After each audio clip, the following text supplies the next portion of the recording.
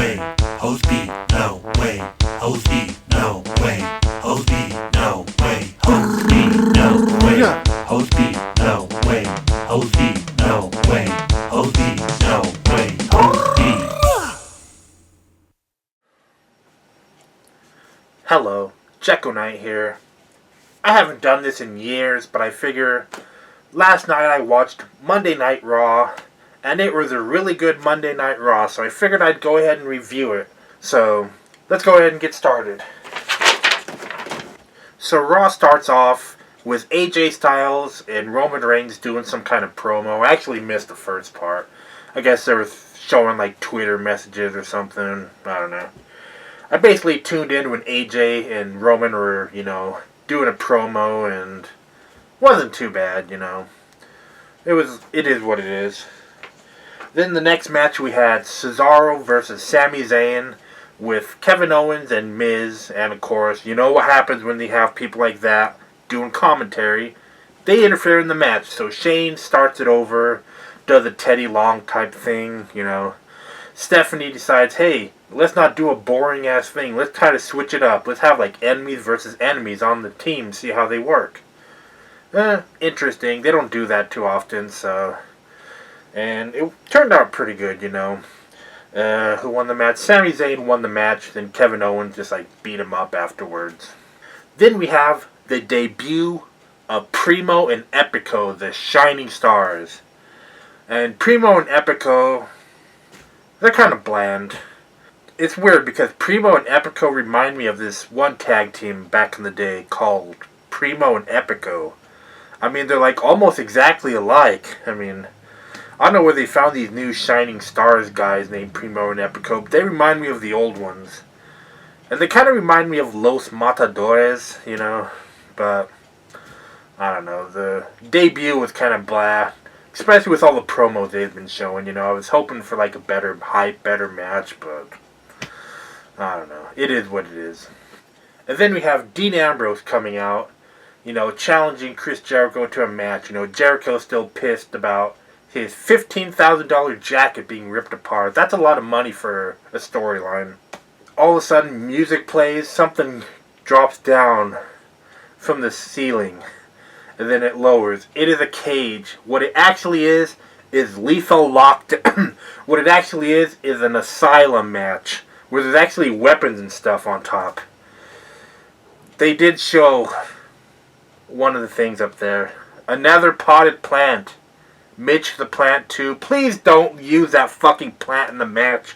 Because you don't want that shit like Chris Jericho. I destroyed another plant. Check out all this stuff of people tweeting. Let the plant angle die. That's the stupidest shit ever.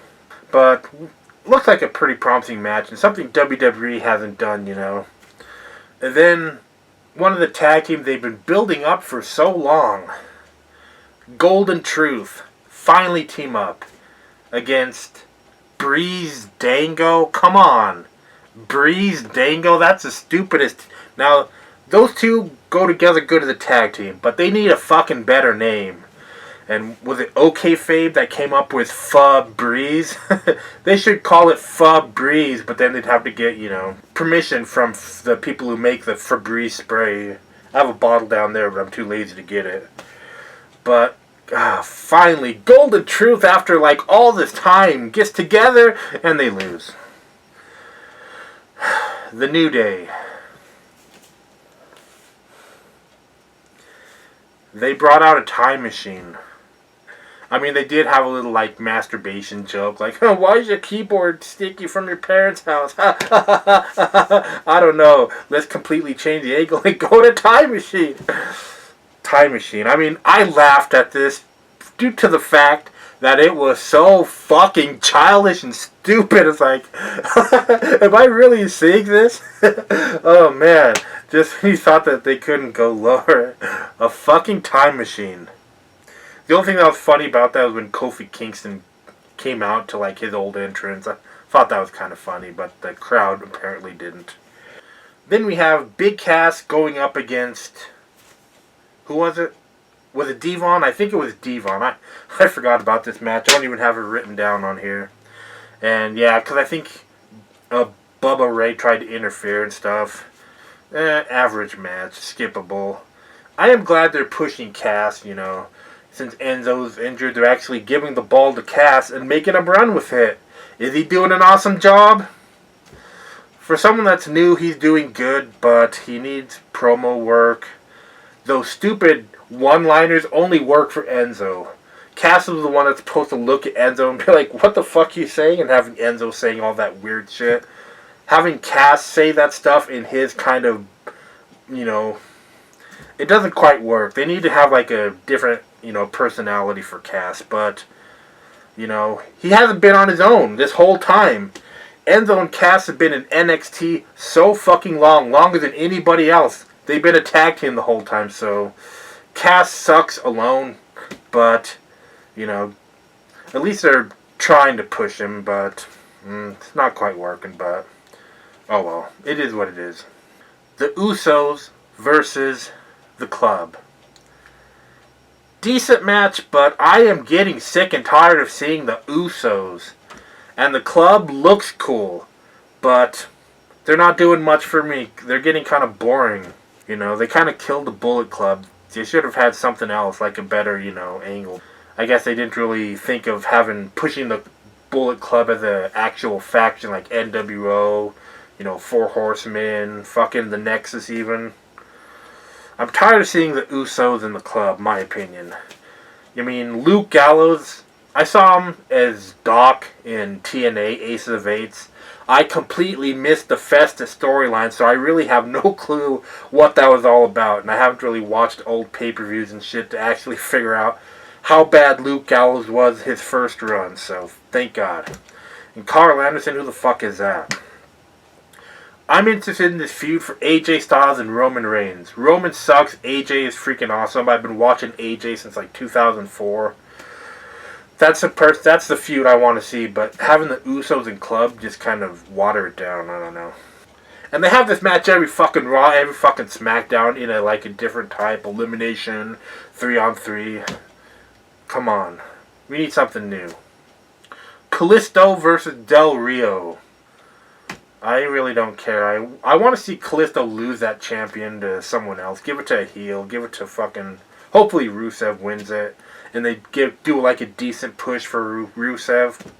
And why was this a main event segment? The Women's Championship contract signing. Are we really that invested in it? Just give the title to Natalya. Or keep it on Charlotte and end this thing. I mean, I'd like to see Natalya have, a run with it. But having the whole Divas division centered on this one feud is just killing the women's division, in my opinion. So, there's a lot of kind of crap on Raw. There was some decent stuff. But there was one match I did not mention, because this is the reason why everyone needs to watch Monday Night Raw. One of my favorites, Becky Lynch, faced my new favorite, goddess of the WWE, Dana motherfucking Brooke. Dana Brooke. Oh. I mean, look at those fucking arms she has. She could fucking, she could punch me in the face and knock me out and shit. And if anyone's jealous of her, that's just because they can't do that cool-ass flip that she does. And I'm glad that, they gave her actual theme music. They had her flip at the beginning when she walked out. And they're pushing her. When Emma got injured and had to get back surgery, I was bawling like a bitch because I thought Dana Brooke was not going to debut until Emma came back, because they're like peas and carrots. But no, they're pushing Dana Brooke, and she is fire. She is hot. And she has big boobies too. She's very athletic. She is the most dominant female to ever step in the ring. She is going to change the women's division once they give her a storyline. Even if they don't give her a storyline, just seeing her. I mean, you should see what she does. For those of you who don't know who Dana Brooke is, she goes up to people and shames them. She pats them on the head. It's so fucking cool. I mean, Smush Smush, come here. My good stuffed tiger from all my videos.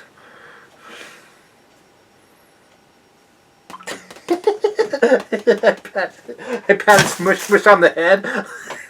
Like Dana Brooke. Rambo, come here. You're fucking stupid. Oh, yes, quit it. Oh, you're cute, Rambo. Oh, look at Zambo. Ain't that pretty creative? Oh, check it out. It's Puppy Monkey Baby.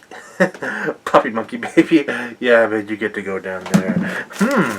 Are you hungry? Why not try some Bootios?